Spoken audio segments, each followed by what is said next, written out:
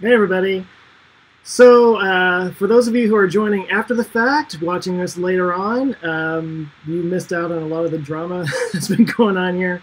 Like always, I had my mandatory technical issues, which means that my sound is not working the way it used to. If you're watching it live right now, please let me know if this sounds okay, because normally I have my nice radio mic sitting here, but for some reason my computer decided before I did this to not work. Anyway, this is a live stream. Welcome. Thank you. This is Joe. I'm your humble host for this afternoon.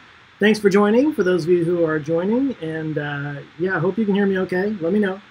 But I wanted to just do a quick little live stream because it's been a while. And also because I wanted to announce that I'm doing a new lightning round video. Woohoo! I'll get to that in just a second. Before I get to it, though, there's a few things that I need to talk about. Something that is long overdue, and I owe so many apologies. Sounds okay, I'm being told? All right, cool. So cool, you'll get to hear my dogs freaking out. Awesome. Okay. Something that has been needed to happen for a very long time. I have slipped horribly behind on this, and I'm totally embarrassed, and it's a shame. It's a shame streak across my name. Anyway, for people who join on Patreon, there are a couple of levels above $20 a month where part of the perks is that you get to be in the answer file cubby over here. All these guys right here, well, not all of them. Some of them are just old school fans from way back when, and some of these guys are my Patreon level people. Well, I have not updated this in a long time, and there's a whole line of people in Patreon that are supposed to have a little icon, a little stand-up over here, that do not have it. And I'm ashamed of this. I should have gotten around to this a long time ago, and this is going to be a slow rollout. And there's some people who have been contributing for a very long time, and over time have added like a lot to their donations, and for them there's something special that is going to be announced later on. I'm working with another YouTuber who does some cool stuff, so there will be an extra special thing for them. But in the meantime, I do have a few people that I want to call out, and I want to say thanks to, and I want to add to the answer file cubby over here. And the first one that I'm going to call out is Ilya Rasta. That's your guy right there, and it's based on your... Ooh, I can go right up close. I could talk about this in a second. New camera, but I'll get to that. Anyway, so Ilya has been... I think I'm saying your name right. Has been sponsoring this channel since June of this year. Not only that, he's been super active in comments, and he's given some great ideas for video ideas and stuff like that. He's also been, I believe, available in the Discord server that has not been all that active, but it's there. Anyway, the support, hugely appreciated. Thanks, Ilya. You're going up right after this. I'm not going to take the time to go over and move things around, but it's right there. That's your guy. The next one is Andre Wetzel. He has been supporting since July of this year. And so for Ilya, this was his little icon in Patreon, so that was pretty easy to find. Some of these I have to get creative. There's a company, and I don't know if it's just based in Texas or if it's all over. There's a company called Wetzel's Pretzels. So Andre Wetzel, Wetzel's Pretzels. So I got a little Wetzel's Pretzels thing. I just think it's kind of cute. So that's your guy, Andre. Thank you so much for your support. He's going back up over there, and I got one more just for today. Plenty more to follow, but I'm just doing a few for today. And this is Luis Hurtado, who's actually been supporting for a long time, since March of this year. He, on Patreon, his little icon is a BMW, like an actual picture of a car. I don't know if it's his car or not, but he likes BMWs, so little BMW symbol. I got a little scratched up. I'm going to have to redo this one. But anyway, that's yours, Luis, and that's going up on the cubby over here. So that's going to be rearranged a little bit, and more people will be added to it. I want you guys to give a nice round of digital applause for those three. And there's other people, and if you're watching and you're saying, hey, I'm contributing at that level, where's mine? It's on its way, I promise. This is a new thing that I'm trying to put a little bit more effort into because, like I said, it's been way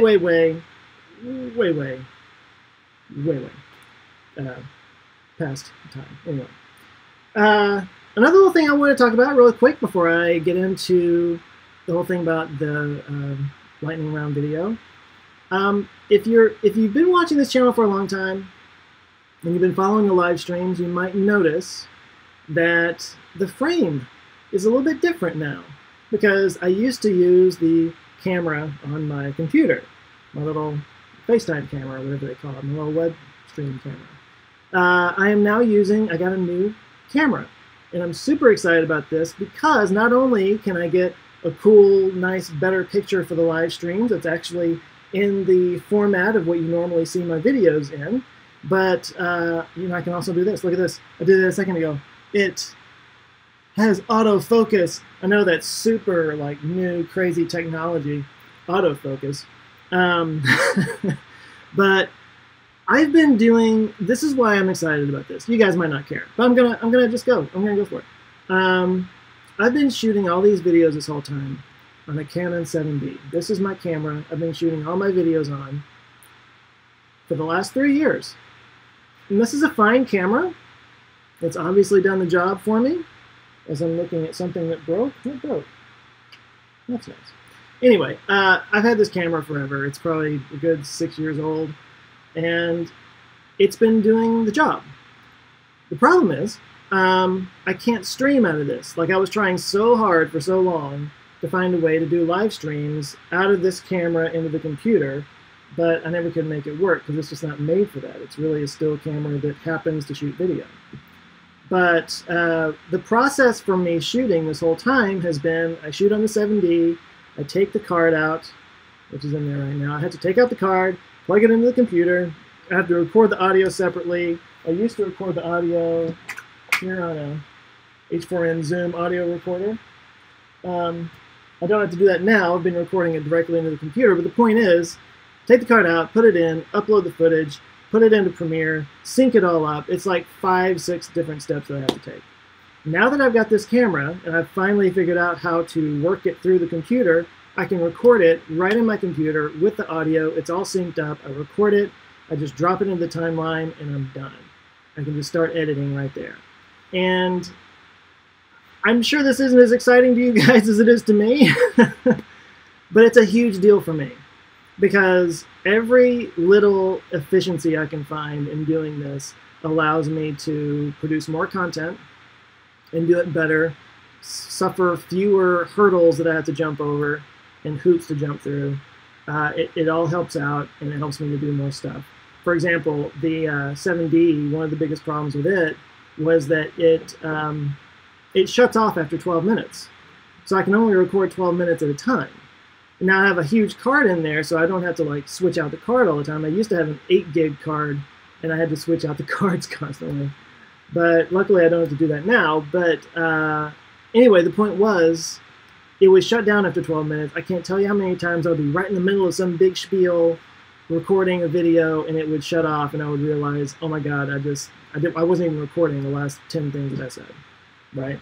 So that was a pain in the butt, but that's a problem that I do not have anymore, because doing it this way, I can literally just press record on the computer and start talking, and I can go as long as I want. And I just can't tell you how much that speeds things up and helps me out, and I'm so excited about that. Another thing with this camera was that it would overheat after just a few things. So I try to batch my recordings. I'm giving you some behind the scenes stuff here. I hope you're enjoying this.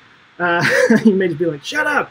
But no, but I would try to batch the times that I record, because I try to get cleaned up. I don't normally look this nice, which is a scary thought, I'm sure.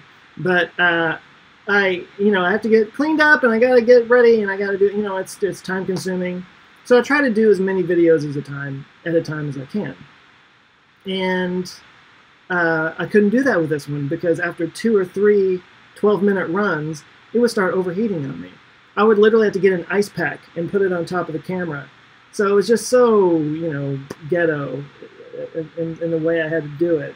that to be able to now literally just turn on the camera, start recording, and I'm done. I'm super excited about it. And this is the first live stream that I've done with this, and you might notice it's at 1080p, and I hope it's coming in clear. Of course, now I'm having sound issues. But anyway, that's something I'm super excited about. And the next video that's coming out on Monday was the first one shot with this. I'm curious to see what you guys think. I think the video quality is pretty good. I don't think it's any different. There might be a little bit of color difference in like maybe peaking a little bit, but nothing that made me freak out. So hopefully it's something you guys won't even notice. But I'm, again, super excited about that. Just had to put that out there for those who are watching the live stream and be like, hey, this looks different. I hope it does, because I got some new tech, which is cool.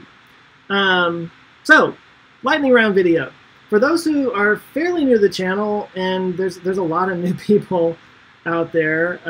For one thing, we just hit 69,000 subscribers yesterday. And if you were following me on Twitter, I posted a picture of Bill and Ted.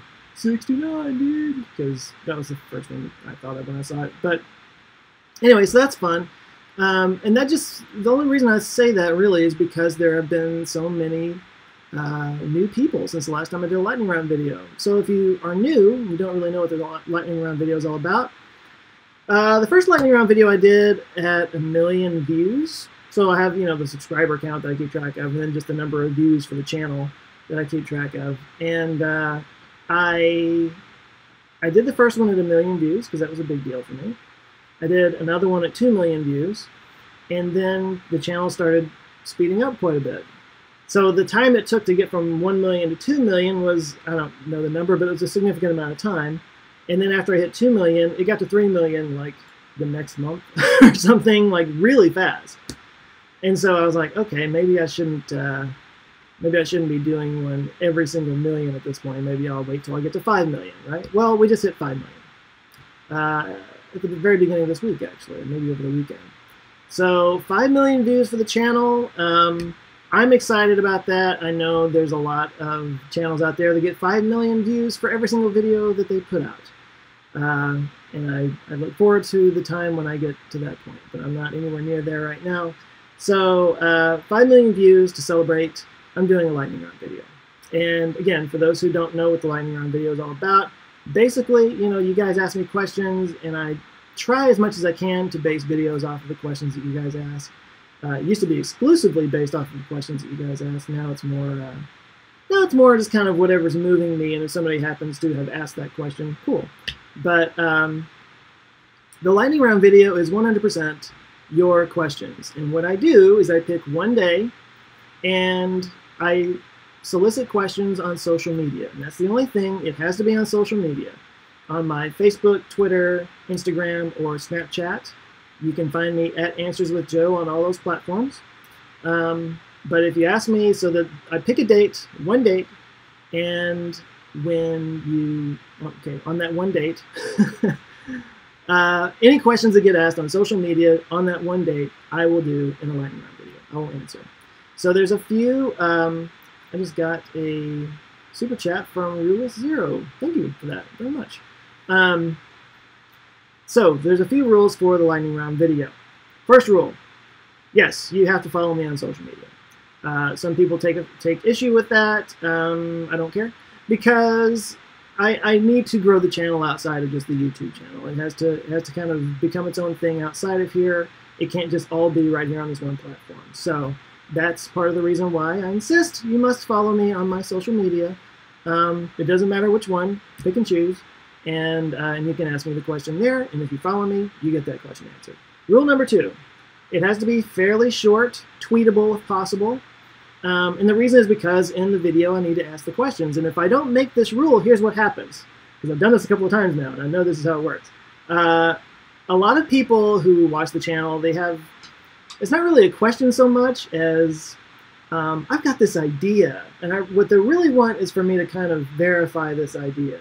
So they run this idea by me, and of course the idea is all about, you know, quantum consciousness spread throughout the universe, and it's some big thing, and then they, it winds up being this really long paragraph-sized question. Well, I don't have time when I have 50. Actually, the last one was 69. Yeah, it was 69 questions in the last one.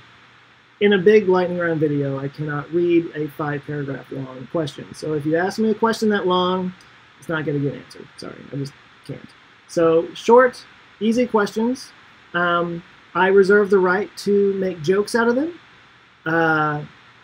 If you ask really hard, difficult, big science mystery type questions, I probably won't give a full answer because I will literally have like 10 seconds to answer it in the lightning round video. These are meant to be fun. These are meant to be, you can ask me personal stuff about my life and where I grew up or whatever, it can be about anything. This could be like considered a Reddit ask me anything kind of thing. So, so those are the rules. Keep them short. And the date, I didn't actually mention, it's down in the description, but it's Monday the 30th, right? Yeah, Monday the 30th. Any of my social media platforms, Snapchat, Twitter, Facebook, Instagram. It's 4 things. It's so much to remember. On any of those places, on Monday, I will post reminders throughout the day, lightning round questions, give them to me, and if you send them to me on that day, I will answer them whenever I get the video done. It may take a couple weeks, so little patience will be asked for you. So so that's it. I wanted to make that announcement. I hope to get some good questions from you guys. I know I will. And I wanted to give, again, a big thanks to Louise and Andre and Ilya, my Patreon supporters. Again, sorry it took so long to get these out to you, but I'm finally getting there. And to all the other people who are supporting at that level, they're coming, I promise. So that's it. It's Friday, and it's Halloween weekend. I don't know what kind of plans you guys have, but I got time to answer a few questions. I've been going about 30 minutes. I don't have any place to be right now, so if you got questions, I can respond. Okay? Okay. I'm going to take a sip of water from my big, ugly yellow cup. Julian Crawford asked, do I have a day job? Sort of. I don't know. This is kind of a weird thing to say. It just kind of happened like this. But right now, honestly, YouTube is kind of my day job. I was working full time, and I will probably be working full time again soon for the same guy. But right now, I'm only part time for various reasons I don't need to go into. But right now, most of my income is coming from YouTube, so this is kind of my job, which is a weird feeling. I mean, it's great, but it's also now suddenly a job, and you know how things tend to change. I am putting a lot more focus into the YouTube channel now, and I don't know if you guys can see it yet. I've started recently, every morning before I do anything else, I spend at least an hour writing scripts. Because the big bottleneck for me has always been the writing part of getting these videos out. A couple weeks ago, which one was it? I don't remember which video it was, but I did a video a couple weeks ago that it was, I put these out Monday mornings at 7:30. It was 6 or 7 o'clock Sunday evening before I was even recording it. And of course I was up all night editing it. And I was like, I can't do this anymore. I can't do this anymore. And the big bottleneck is always the writing of it, because there's so much research that goes on. So I decided I have to make this a priority now, and I've got to get ahead of this, because I want to be able to put out good content for you guys. I don't want to be spending all night long staying up working on videos on Sunday nights. So anyway, I'm proud of myself. This has been going on for 2 weeks now. I get up every morning. I make some coffee, I eat a little breakfast, and then I sit down on my computer and I literally set a timer and I work for an hour writing scripts. And because of that, the video that I'm putting out on Monday, I actually shot it on Tuesday. And it's mostly edited. I have some little tweaks to do. Hopefully I'll get that done today and I won't have to work on it at all this weekend. The next video after that, which I think you guys will really like, it is halfway written already, and that's for 2 weeks out. So I am making more of an effort on the channel. I don't know if you guys can see it yet, but I hope it starts really showing soon, and hopefully there'll be some good results out of it. But anyway, that was a very long-winded answer to your question. All right, so somebody left a question with a super chat. I need to get to that. Michael Farrell, who, didn't you leave me something earlier? You super chatting away today. Thank you, sir. Any plans for a future video on DMT ayahuasca? No, it's not really in the hopper. It's an interesting topic. You know, I did that interview with Sean Webb a while back. And if you haven't seen that and you're into that topic, you would definitely want to listen to that podcast.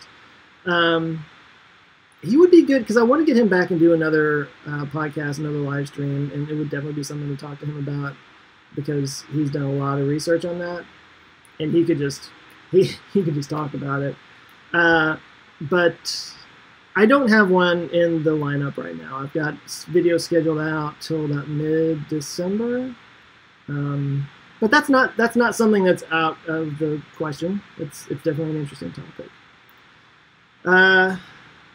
Raj asked, do I think SpaceX will still launch 2 people towards the moon and back? They were going to do that. When were they going to do that? Next year? Or 2018? 2018 is next year. Was it 2018 or 2019? You know, I think they should, for what it's worth. I think they should. I actually, you know, ever since I did that video about SpaceX versus NASA, I've really started to think that, not necessarily saying that NASA has the right idea. I'm not saying either one of them has the right idea. But the idea of using the moon as sort of a stepping stone to Mars, I think, is a good way to go. And actually, the video I'm writing right now speaks to some of that. It's kind of funny you should ask. So I don't know if they're on track for that or not. I mean, actually, since they announced, you know, their updated BFR announcement, it's kind of an interesting time because I don't know if they're going to wind up going with the Dragon 2 or not. It sounds like they're going to just jump right over that and go right into the whole BFR thing. And if that's the case, I don't know. I don't know if it's going to set them back. I don't know how that changes things.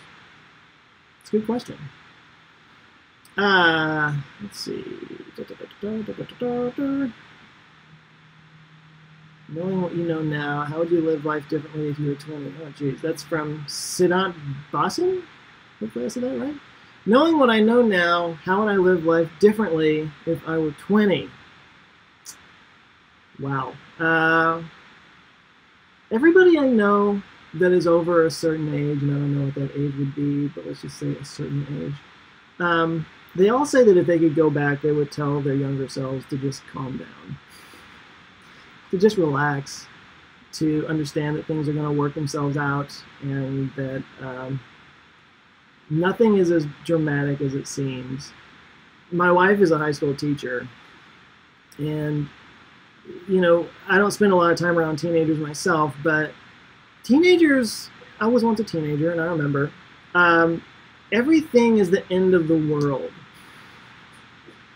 And I think that the older you get, the more experience you have under your belt, the more things you survive, the more things you encounter and deal with, the more you understand that things will work themselves out one way or another. You know, not everything is that dramatic, and not everything is that big of a deal. And somewhere along the way, I became really, for lack of better words, zen about life. I just don't get worked up about things that much anymore, and a lot of other people my age do. So maybe it's not an age thing, maybe it's just a me thing. But you know, there were so many things back then that I thought, if this doesn't work out, it's going to be the end of my life, and that's just not true. Life has its ups and downs, and you roll with it. Weird correlation here, but like one of the things that I know, okay, as somebody who's been a screenwriter for a long time, whenever I meet, let's just say, a rookie or amateur screenwriter, somebody that's kind of new to it, I know that somebody is new to it if you give them notes and they're like, well, I can't change this and I can't change that. They just hold on to their ideas because they're so precious, right? Well, that's because they're new and they haven't had that many ideas. So every idea is super precious. And over time, when you do it long enough, you don't feel so precious about your ideas. They're just, you know that there's going to be another one. You know that if you have to take notes from somebody, you can make it work because you've built that confidence over the years. When you are starting out, you don't have that confidence. And here's my dog. Zoe, you want to get on camera? You want to get on camera? You're interrupting my show.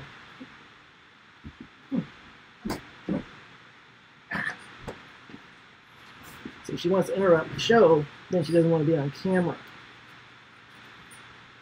So, what I would say to my younger self is, there's always something else. There's always some new idea, and there's always, life is always not as difficult as you think it's going to be. There's always worse things in this world than what you think you're dealing with right now. Things could always be worse, and they could always be better. Say hello, Zozo. Say hello. I don't care. I'm gonna bring my pupper up. She wanted my attention. She got it. All right. Let's see. Moving on. That was another long-winded, ridiculous answer. Let's see. Any more questions? Let me roll up a little bit here. You guys got to see the dog. But I consider doing a video about calendar ideas. I mean, the widely used Gregorian calendar in Western countries versus something more secular as Holocene calendar, etc. And greetings from Finland, from Rizart, or Rizart. Hello from Finland. Thank you for joining. No, that's an interesting question. There's actually an idea that I've had for a while, not necessarily about calendars, but just about time itself. That calendars definitely fit into that category. Who was it? Was it Kurzgesagt that did a video talking about how we're actually living in the year 12,000 because human civilization as we know it, like recorded civilization, started 10,000 years ago. So, well, actually 10,000 BC. So then that would make it about the year 12,000 or something like that. He may have used a different number, but the point being, he was advocating a different calendar that started back as early as we can think of human civilization starting. I think that's interesting, not just from a being secular standpoint, but just from a perspective standpoint, just putting it all into perspective. I've been listening lately to Hardcore History with Dan Carlin, which is a long, his podcasts are literally, there was one that was like almost 6 hours long. It's more like listening to an audiobook. But he was talking about the Persian Empire and the Assyrian Empire and all the stuff that's going on back then. And it just really puts you into perspective, like how many entire civilizations that thought that they ruled the world have come and gone, completely forgotten to history. And let's be honest, that's probably going to happen to us at some point. In some way or another, you might argue that now that we have everything recorded, literally, I'm recording right now what I'm saying, that it's going to be different in the future, that people will be able, who knows, but the human civilization, the human experience, the time that we've been on this planet, even though it's a blink in the eye cosmologically, is far more vast than our current Gregorian calendar would let on. So I'm in favor of that kind of thing. I think it helps put things in perspective. Is there a hurricane at my place? No. Does it sound like it? Does it sound like it? Because I'm using the computer sound, and there may be a fan going that you're hearing. That's awesome. What else we got? Who killed JFK? So living in Dallas, I'm around JFK quite a bit. I used to work downtown, literally 3 blocks from Dealey Plaza, so I would drive by there all the time. And I always would, I talked about the pointers, because there's always a crowd of people out there. And there are literally X's in the streets, or in the street, where you can go and stand where, there's I think 2 of them where he got shot, because he got shot in the throat and then he got shot in the head. But no, I call them the pointers because you go out there at any time of day, no matter what the weather, no matter when it is, and there's a crowd of people and they're all doing this. Right? Because they're like figuring it all out. They're going to solve this mystery after all this time. I know that there's supposed to be some assassination records that are supposed to be released, but they got delayed because the CIA stepped in, probably. I think there's more of the story than we know about, but I have also seen compelling evidence to show that maybe it was really just a one-shot deal from the Texas Book Depository. Like that whole Back and to the Left thing, he was actually the angle. It all made sense anyway. So I've been swayed that maybe there wasn't anybody on the grassy knoll, but I don't know. I mean, I don't know. I don't know. It's fascinating. So somebody, who is this? Tiki Tack 23. Tiki Tack, $5. Thank you, sir. What is the process of screenwriting? And for a beginner, what are some resources that would educate in the process of screenwriting? Oh, very good. So, dating myself a little bit here, I grew up in this really, really, really, really small town. Nothing else to do, so I took to writing. And I loved movies, so I took to screenwriting. At the time, the internet wasn't really a thing that was available to me. So I actually got like this mail order catalog and was ordering screenplays. And I don't know where I got that, but there was no. I literally just ordered screenplays, and I just figured out the format from reading screenplays, and then I wrote my own. I wrote my first screenplay at 15 years old. It was awful. I thought it was great at the time, but anyway. So that's how I got started. There's a lot of great courses out there that you can take. I will pimp this one out. It was called Screenwriting U. I think you can go to screenwritingu.com.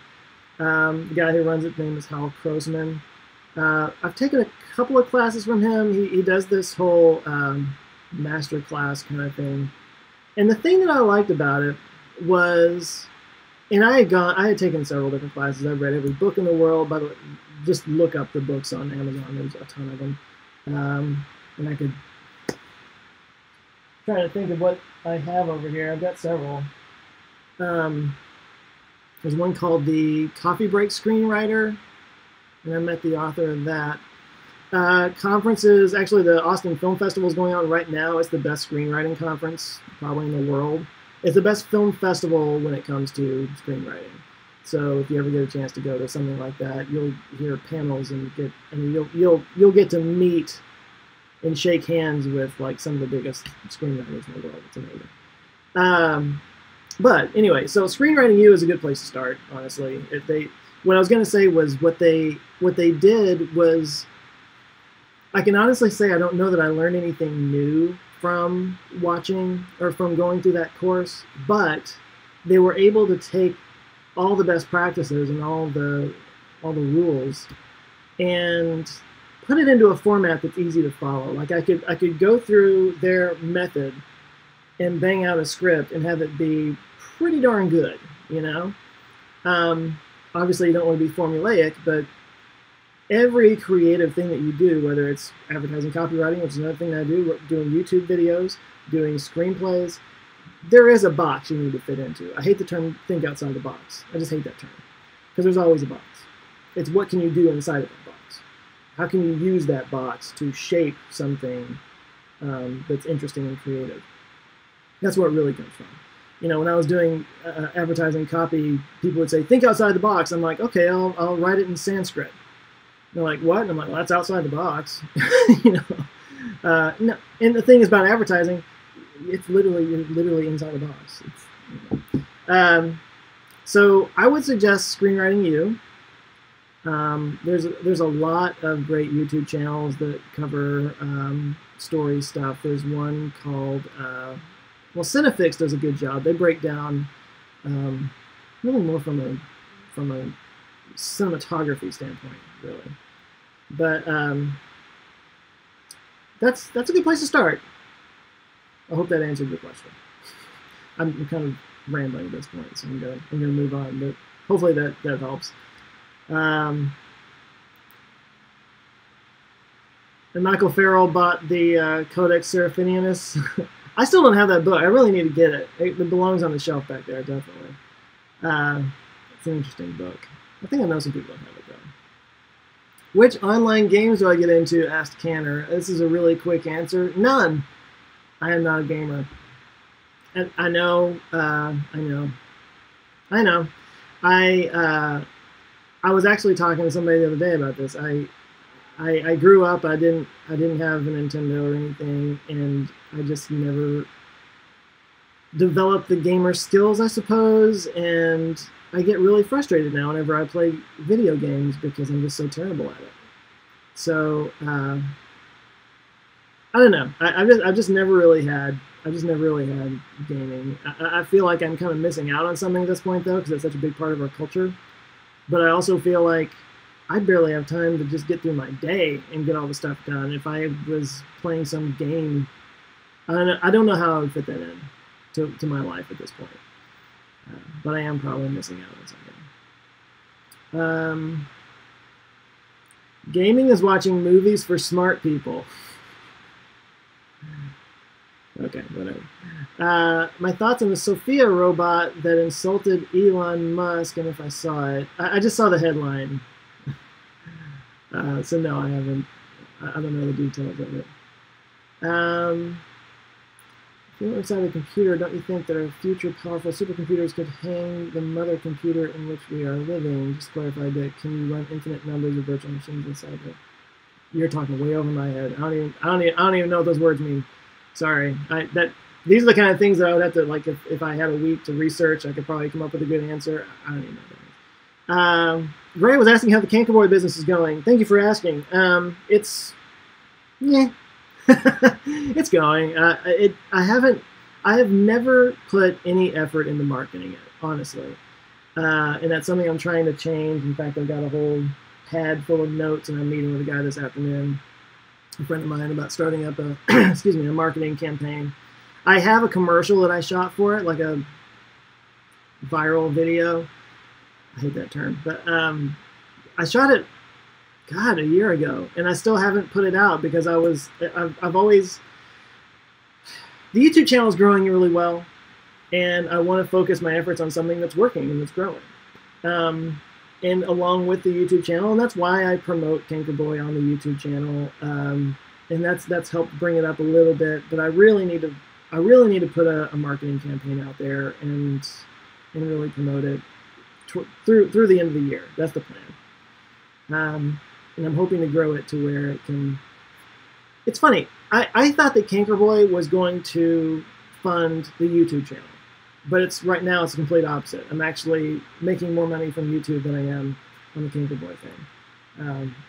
So whatever, I'm working it out. But it's been sort of plateaued for a while. I mean, it's in a good spot. I'm making some money off of it, but it's not, paying all my bills or anything. We'll see what happens. And obviously, when I launch this campaign, I'll do a video about it on here to tell everybody about it. There is a Cankerboy YouTube channel that I also have been needing to upload some videos to, and that's something I'm going to start doing. I've only got a handful on there right now. I would put a link up, but it's a live stream. If you want to do a little search for Cankerboy, I'm sure that channel will come up. Feel free to subscribe to that. Not very many there right now. It's a very small thing, but if you're into it, have at it. Video topic. My friend got invited to NASA because he was using cell towers for his private project with abnormal satellite communication. Thoughts? Do I get a video? It says Gaurav? My thoughts? I don't know. I'm not quite sure what all that means. Sorry. it's cool that your friend got invited to NASA. That's gonna be fun. What's my favorite field in science? Well, they're all interesting. Obviously, space is really interesting to me. I think honestly, biology might be my favorite. Like just the way basic chemical reactions have come together to form life is fascinating to me. So I would say biology. There was one back here. Ozzy Osbourne. What kind of music do you like? Well, I like Ozzy Osbourne. You just wanted me to say that, didn't you? I don't think it's the real Ozzy Osbourne. What do I think about asteroid mining? I think, honestly, in another 50 years or so, that might be the most disruptive industry in the world, or out of the world. See what I did there? No, I mean, seriously, if we are on a course to maybe not run out of all the reasons, like, we only have so much here on Earth. And if we could find the metals and materials that we need to continue on the path that we're on technologically out in the solar system, on asteroids and stuff like that, Planetary Resources, Pierre Diamandis, he's working towards that. I think that would be a really huge disruptive industry. I think it's a big deal. I honestly do. I think it's a huge deal. Once we get that technology up and going, which I think will happen in the next few decades, maybe sooner. So let's say I'm bullish on it. Would I go to Mars? You will find out my answer to that in not this next video, but one of the next videos, the next one after that. It's all about that. Spoiler alert. Yeah, Joe makes hundreds of videos on space, favorite field in science, biology. I know. I'm just saying that, like I said, the fact that atoms and chemicals and stuff come together and create this self-sustaining, reproducible life is, I don't know, it's crazy, and that's interesting to me. Maybe I can answer a couple more. We're running a little bit long here. The atmospheric river from China to the USA. Yeah, I heard about that. I don't know the details of it, and I don't know how much of it has to do with climate change, which I know a lot of people are referring to. I don't know if it's just a naturally occurring phenomenon that just happened that way. The weather patterns are so chaotic that you really have to look at trend lines over time with the climate change thing. It's so easy to look at any specific thing and say that's it, but you really have to look at trend lines. The fact that we've had what like in the last 3 years we've had 4 500-year storms, that's worrying. You know, whether this atmospheric river thing is a part of it, I don't know. It's fascinating though. I mean, it's a line of storm stretching 5,000 miles. That's crazy. I'm now making weird noises. By the way, I wanna pimp something real quick. I saw, for those of you who are roughly my age and know who Dana Carvey is and watched him on Saturday Night Live and was a fan of his, I was around when he left Saturday Night Live and started the Dana Carvey show. And I remember what a disaster it was. I remember it being really funny. A lot of it was over my head at the time. But there's a documentary on Hulu called The Dana Carvey Show, Too Funny to Fail. I just watched it the other day. Highly recommend it. It is amazing the talent that came out of that show. Like Steve Carell, Stephen Colbert, Louis C.K., they all were working on the show back when they were nobodies. And they were like really super subversive, and it was really cool because Dana Carvey was like this very milquetoast comedian that ABC thought that he would have this, you know, funny little sketch show and he'd do the church lady and everything, but he was actually a very subversive punk rock kind of comedian. And when he got his crew together, they went out and just did some crazy stuff that, like, they mocked their sponsors and really just threw it in the face of everybody, and it just did not work with with ABC. You know, they had Home Improvement as a lead-in. Anyway, it's a really interesting story, and all those guys are in there talking about it. Anyway, I recommend it. Donald Trump is now in there. This version of Donald Trump has always been very nice to me. The media version of him, I have never met. You're saying that your comments have been blocked. I have not blocked your comments. I don't know about anybody else, but you have. This version of Donald Trump has given me lots of support in super chats over the years. I don't know who else you might have pissed off, but you've always been good to me. Mr. Roboto 2, have I seen Blade Runner 2049? Oh boy, here we go. I haven't seen the original Blade Runner. I know. Awful. I need to rectify that first before I see the new one. So now I haven't seen the new one. I've been putting it off until I saw the first one. I know, I've probably ruined everybody's opinion of me at this point. But, what are the chances that we find definitive proof of alien life in this generation? Asks Ashgurden. I love saying your name. I don't know. And this is one of my worries. I'll be talking about this later. This is one of my worries about going to Mars.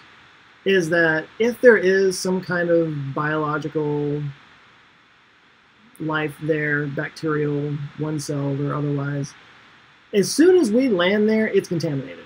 I mean, we've kind of already contaminated it. Although the Curiosity rover, Opportunity, all the rovers that have gone to Mars, like a big part of their preparation was making sure they were as sanitized as possible, so that the possibility of contamination was very small. But I think as we travel to places like Enceladus, like Titan, what's the other one? Anyway, as we start to travel out to these other moons that have a high possibility of life, I think it's really possible that we could find single-celled life out there. Life seems to form in single-celled form on Earth very quickly after Earth became a thing. But it took forever before we became multicellular, so that might be the biggest great filter of all, is becoming multicellular. But if we find even one single-celled life form somewhere else in our solar system, that would mean that it had happened twice in one solar system. That means that the universe is probably teeming with life. If it could happen twice in one solar system, it's got to be out there all over the place. And it'll be interesting. It'll be, paradigm shattering if that should happen. Whether or not I think it will happen, I don't know. But it's the big question. And the more we get out there in the solar system, the more we go to places like the moons of Jupiter and Saturn and stuff, the more we'll see. It's exciting. Let's see. Let me get one more. Go see Scorcher 7. I just watched Tropic Thunder the other day, so it's funny to me. Let me see. One more. Ganymede, is that what I wanted to say? No. There's Enceladus. Europa. That's what I was thinking of. I knew that Enceladus and Europa had the same starting point. There's some weird background noise I'm being told. Yeah, the noise is going to suck on this one. Sorry, guys. Let me answer one more. Have I heard the new discovery that could account for all the missing baryonic matter in the universe? Yeah, Spacetime talked about that, didn't they? Was it Spacetime? PBS Spacetime? I saw something about that the other day. I was kind of watching it while I was doing something else, so I couldn't talk any specifics about it. But that's super interesting. It still doesn't answer anything about dark matter, though. What I don't think I even realized was that even the matter that we can account for in the universe, there was still a whole lot of missing matter in that, outside of the dark matter and all that. But it seems like they found it, and that's exciting. That's cool. I like when science mysteries get solved. And that seems to be one of them. So let's wrap this up. It's been going on a while. I appreciate you guys, and I hope that I've been able to answer your questions in some way. Monday the 30th, on my social media, at Answers with Joe, Twitter, Snapchat, Instagram, Facebook. Got it that time. You can ask a question, and I'll be answering it in a lightning round video. So, until then, hey guys, Halloween weekend. Have fun, and be safe. Don't eat any candy with razor blades in it. That never really happened. I hope you have a good weekend. I want to thank you guys again for joining. I will catch you next time. Peace.